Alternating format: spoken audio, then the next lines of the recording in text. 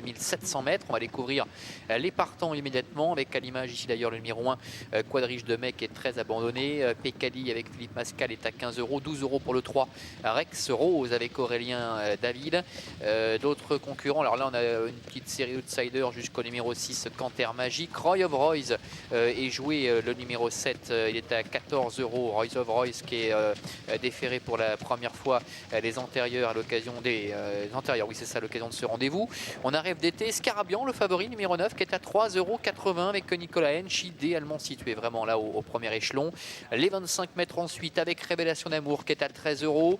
Le 11, Kinette Desblins, qui en général finit bien ses courses quand elle peut être économisée durant le parcours. Playboy Egi, Rubin Hivernet, Jean Boileau, son pilote, nous en a parlé, c'est le numéro 13, il y a 9,60 €. 4,90 € pour le 14, Sylvie de Bétan. Des outsiders avec Sulke Tivoli ainsi que Paco Deslandes. Et puis Carignan en bas de tableau, numéro 17 avec Franck Jamard qui est à 13 €. 35 € pour le numéro 18, Pinky Duvernay avec Pierre Callier. Pierre battu vraiment tout à la fin, tout à l'heure face à Jean Boileau. C'était dans la course précédente. Allez, les petites infos avec Cécile. On commence, Cécile, avec le numéro 7, Roy of Royce, déféré des antérieurs pour la première fois. Oui, déjà, ce sera un avantage supplémentaire pour lui. Et puis apparemment, le cheval est bien. Alexandre Bonnefoy me disait qu'à l'entraînement, ça allait plutôt pas mal. Et puis aujourd'hui, c'est un bel engagement en tête. Le seul petit problème avec lui, c'est que s'il est dans un mauvais jour et qu'il commet une faute, il est vraiment inremettable. Mais bon, il avait l'air dans de bonnes dispositions au moment du hit. Et là, il est sur la piste plutôt décontracté. Donc son entraîneur m'a dit que c'était un bon petit cheval. Donc il était capable de jouer un bon rôle à l'arrivée aujourd'hui. Alors, on a noté pour ce numéro 7, Roy of Royce, qui s'était plutôt bien défendu, d'ailleurs, sur les pommes de Feur lors de sa rentrée. Il affrontait Sylvie de Bétan, qu'on voit ici à gauche de l'image, c'est le numéro 14. Sylvie de Bétan avait l'avantage d'avoir couru à plusieurs reprises déjà. Ce n'était pas le cas de Roy of Royce. Donc, c'est un peu la ligne quand même. Si on en retient un, eh bien, il faut sans doute retenir l'autre. On la voit d'ailleurs ici, cette Sylvie de Bétan, avec David Aon. On a vu Rebelle d'Acante déjà pour cet entraînement tout à l'heure se mettre en évidence. Alors il y a 4 contre 1 pour Sylvie de Bétan qui est en train vraiment de retrouver un second souffle. Une deuxième place battue par Rubin Hivernet justement ici sur cette piste, c'était au mois de février. Et puis un mois plus tard, donc une victoire à Feur où elle s'était imposée vraiment de toute une classe ce jour-là. Il y avait des chevaux comme Soya également qui était juste derrière, 3e. Une ligne quand même assez flatteuse pour Sylvie de Bétan. On va suivre d'ailleurs son petit canter, son petit départ avec à ses côtés le 5, c'est Calais Genièvre. Et à droite, nous avons le numéro 8, Rêve d'été. Et juste devant, on ne va pas pouvoir voir tout le monde malheureusement, on avait Rubin Hivernet également, le numéro 13 avec Jean Boileau. Voilà, Rubin Hivernet qui est juste ici. Cheval qui se plaît en général ici sur l'hippodrome de la Soie. Mais comme l'a rappelé Jean Boileau, c'est un trotteur qui n'est pas forcément très simple, qui de temps à autre peut se montrer fautif. Il y a eu du mieux ces derniers temps et pour preuve, on avait vu sa belle prestation sur l'hippodrome de Saint-Galmier le 17 février. Il avait terminé 4e de chevaux comme Rebelle de Joux qu'on ne présente plus, comme Auckland du Moulin qui a fait très plaisir d'ailleurs à Georges Fournigo. Auckland du Moulin, c'était la semaine dernière à Paris et il est possible qu'on retrouve au départ de l'étape du Grand National du Trot Auckland du Moulin au début du mois d'avril. On en reparlera. Voilà Scarabian, le favori, qui est à 3,80 €. Scarabian avec Nicolas Hench qui a remporté la première. Derrière, ça s'est passé peut-être un tout petit peu moins bien. Scarabian qui reste sur un succès à Cannes-sur-Mer, idéalement situé en tête. C'est un cheval qui traverse une belle période de forme. Et incontestablement, avant le coup, c'est une des priorités de la course.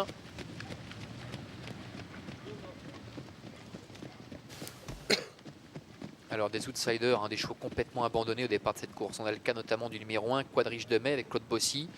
C'est un cheval qui avait gagné à Paray-le-Monial et à Bolène au mois de mai, au mois de juin l'an passé, mais depuis le cheval a accumulé les disqualifications. On a Rex Rose également, le numéro 3, Aurélien David qui effectue le déplacement avec ce fils d'Ipson de Mormal qui est à 14 contre 1. C'est un cheval qui n'a couru que 2 fois depuis le début de l'année. Une deuxième place à Chaland, une victoire l'autre jour sur l'hippodrome de Paray-le-Monial. Ce jour-là, son partenaire n'avait pas hésité à prendre très rapidement les choses en main et n'avait vraiment jamais été inquiété. Donc attention, ce cheval qui se plaît apparemment sur les parcours à main droite et qui est susceptible de prendre assez rapidement une bonne place stratégique, ce qui peut lui permettre de tirer son épingle du jeu.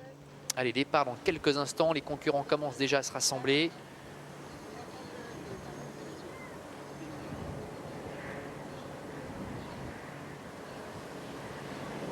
Ça volte.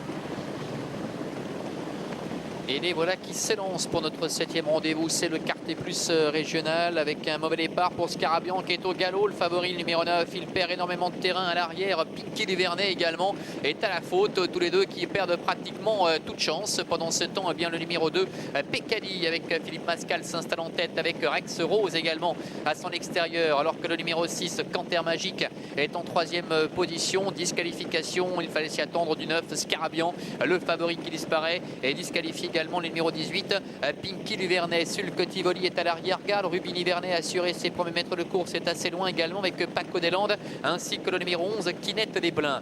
Le début de la ligne en face avec Rex Rose, le numéro 3 qui, comme lors de son succès à Paris-le-Monial, a pris la tête et la corde. En 2e position, trotte toujours Pécali avec le numéro 4, Kewin Dautrive qui est 3e en dedans. Canter Magique est à ses côtés. Quadrige de Mai, le numéro 1 qui progresse, qui ramène le 7, Roy of Royce, qui est en 8e position pour se diriger déjà vers le bout de la ligne opposée. Sylvie de Bétan est à mi-peloton. Disqualification du numéro 16, Paco des Landes.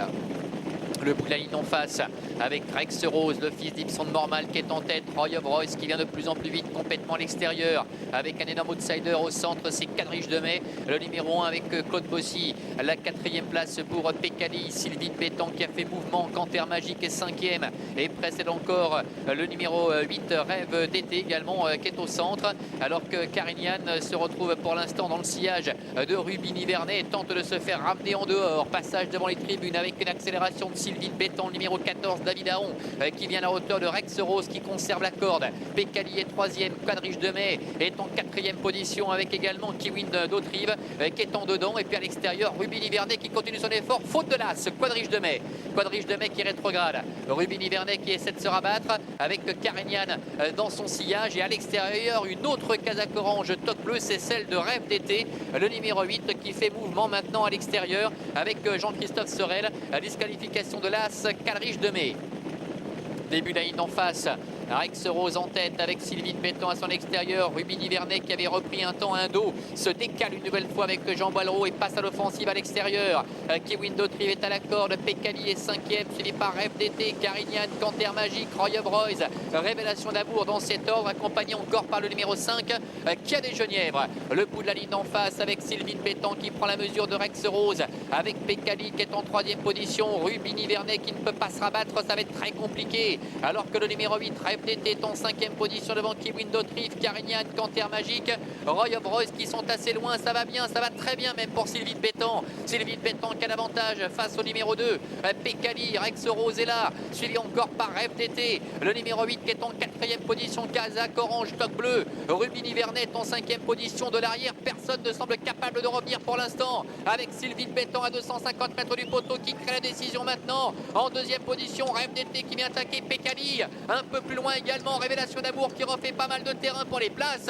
Aux abords du poteau avec le numéro 14, Sylvie de Bétan qui va survoler les débats face au numéro 8, Rêve d'été. La 3e place pour le 2, Pécali. Et revenant de loin, c'est le 10, Révélation d'amour qui prend la 4e place devant le 7, Roy of Royce. Voilà, succès pour le numéro 14.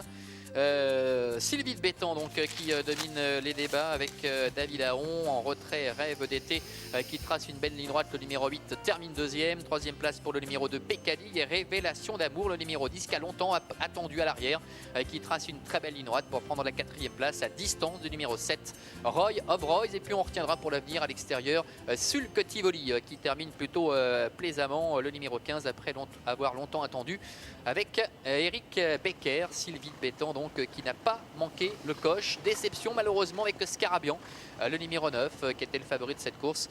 Malheureusement pour lui, ça s'est très mal passé dès le départ. Laurent, c'était quand même une course, c'est pas une course de comique comme on dit. Ils ont vraiment été. C'est pas une course de rigolo. En face, méchant. Oh. Messieurs, c'était vraiment la journée de David Aron. Ah oui, avec la victoire de Rebelle Dacan tout à l'heure. Alors attention, on l'annonce rapidement, une enquête qui porte notamment, sachez-le, sur les allures du numéro 2, oui.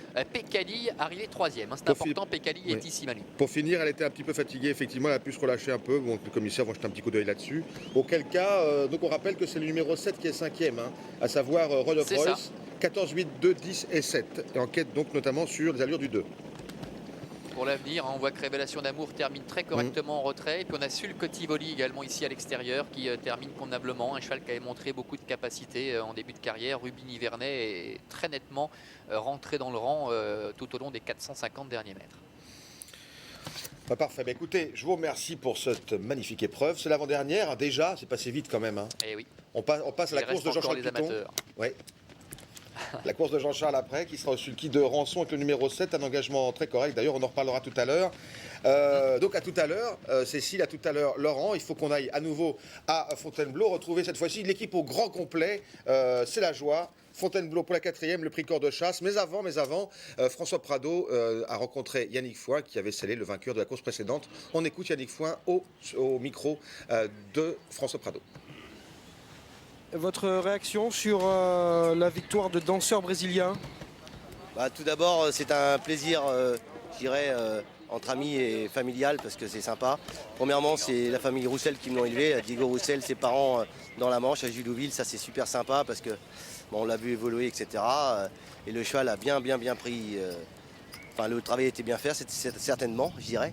Non, je suis très content pour eux parce qu'ils vraiment ils travaillent et moi je fais la finition, je fais plus grand chose après. Et puis en même temps, je suis associé co-éleveur avec Monsieur Sivadier. Ce sont des amis de longue date. Ça a été même l'un de mes premiers propriétaires. Donc je suis assez. Cette victoire me tient à cœur. Ouais, je trouve ça un petit peu ému, c'est sympa. C'est un poulain qui a gros de marge ou quoi? À le voir comme ça se déplacer, il me plaît beaucoup. C'est un poulain qui est assez plaisant à voir marcher. Effectivement, il avait montré un petit peu de qualité en fin d'année de 2 ans. J'avais failli le débuter. Et puis je trouvais que ça faisait un petit peu vite. Alors il avait bien bossé pour débuter. Donc ce qu'il avait acquis en fin d'année, il l'a eu un peu pour le début d'année. Bon, on a peut-être démarré un petit peu l'année un petit peu tôt. Maintenant, ces chevaux-là, comme il avait de l'expérience, on en a profité.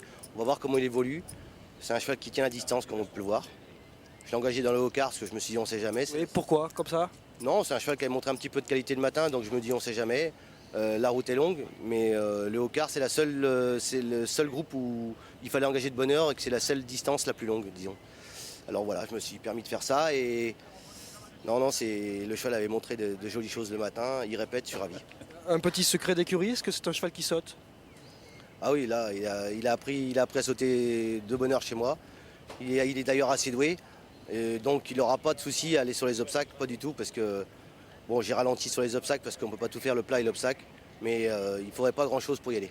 Entendu, un mot sur la pouliche qui termine 2e, Shiny Dream tout à l'heure. Elle a eu une bonne course aux avant-postes et elle a bien accéléré aussi. Tout à fait, une pouliche qui s'était montrée propre l'autre fois. Elle n'avait pas trop compris, elle arrivait, elle initiait, etc. Elle est 7e sans trop comprendre ce qu'on lui demandait. Là, pareil, la distance l'a arrangé. C'est des chevaux qui sont bien dans leur tête, ça c'est assez sympa. Quand ils sont bien dans leur tête comme ça, on peut déjà penser à les rallonger, etc. Et elle avait montré des bons débuts, donc elle confirme aujourd'hui, c'est toujours plaisant pour une 2e course. Merci et bravo.